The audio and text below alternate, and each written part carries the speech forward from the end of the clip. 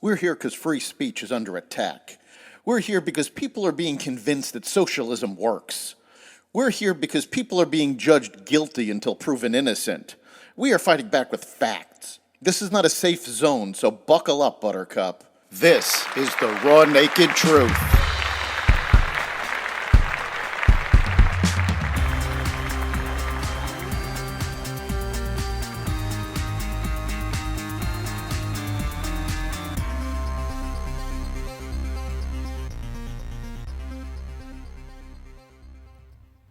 Spy balloons shot down. The Oversight Committee begins investigations and more. Welcome to the Raw Naked Truth. I'm your host, Eric Lupkin, and here's the news you need to know. The Chinese spy balloon that traveled across the United States likely was able to send sensitive data to the Chinese Communist Party before it was shot down by U.S. military on Saturday, according to foreign policy experts. Military officials decided to take out the balloon exactly 1 week after they first discovered it in Alaska. However, President Biden was not made aware of the balloon until Tuesday, when it was over Montana. Local news broke the story of its existence on Thursday. The Pentagon said it acted immediately to protect against the collection of sensitive information from the balloon. But geopolitical experts said there is little reason to believe those efforts were successful, as the balloon almost certainly transferred surveillance data over to China as it flew over several military bases. Brandon Whiteshirt, author of Winning Space, said he believes China successfully gathered U.S. military and technological information through its spy balloon. With all due respect to the Pentagon, I think that's BS. They're saying that to protect their ego and image, Whiteshirt said. This was a long-range surveillance mission prompted partly by comments from the Pentagon about the possibility of going to war.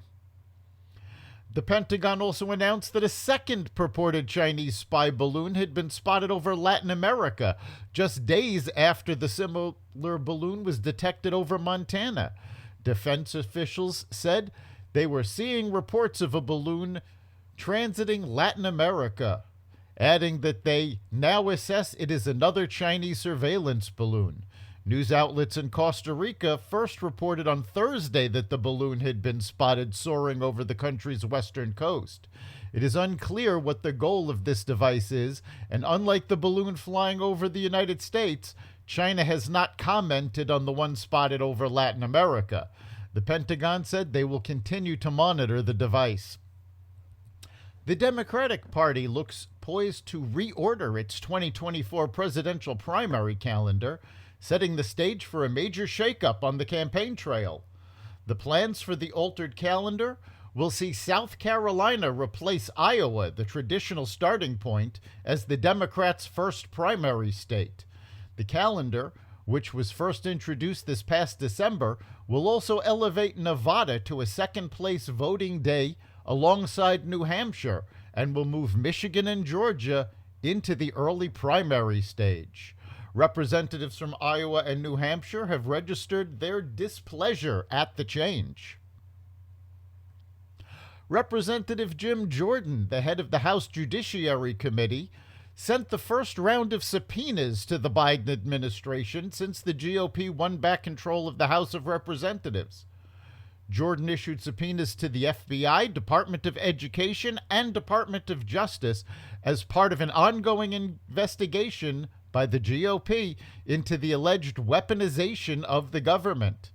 The subpoenas officially went to FBI Director Christopher Wray, appointed by former President Donald Trump, as well as Education Secretary Miguel Cardona and Attorney General Merrick Garland. The White House has stated that the subpoenas make crystal clear that House Republicans have no interest in working together with the Biden administration. Of course, during the first 2 years of the Biden administration, the White House made no effort to work with Republicans and only became concerned with unity when they lost the House and Biden started considering a run for a second term as president. A 7.8 magnitude earthquake struck southern Turkey and neighboring Syria early Monday morning, killing more than 1,000 people. At least 1,700 buildings collapsed, some of them hundreds of miles from the quake's epicenter. Rescue crews rushed to search for survivors in the debris. The tremor was felt as far away as Lebanon, Israel, and Egypt. The epicenter was in Turkey, near the Syrian border.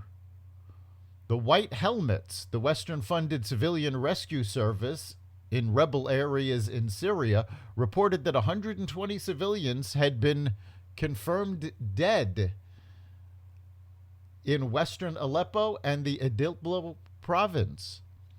The death toll is expected to rise as hundreds of families are still trapped under rubble, the group said.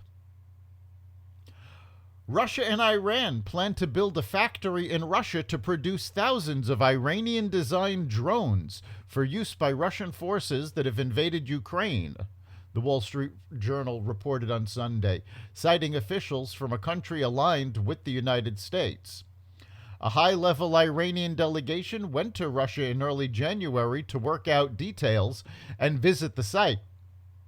The project signals that the two countries are strengthening their emerging military alliance, which the Biden administration has warned is developing into a full-fledged defense partnership, according to the journal.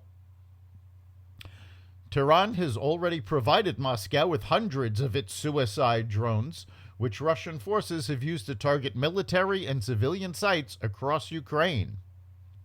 That's the Raw Naked Truth.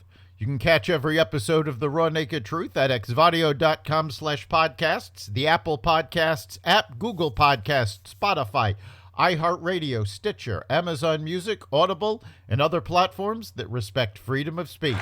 We'll see you next time.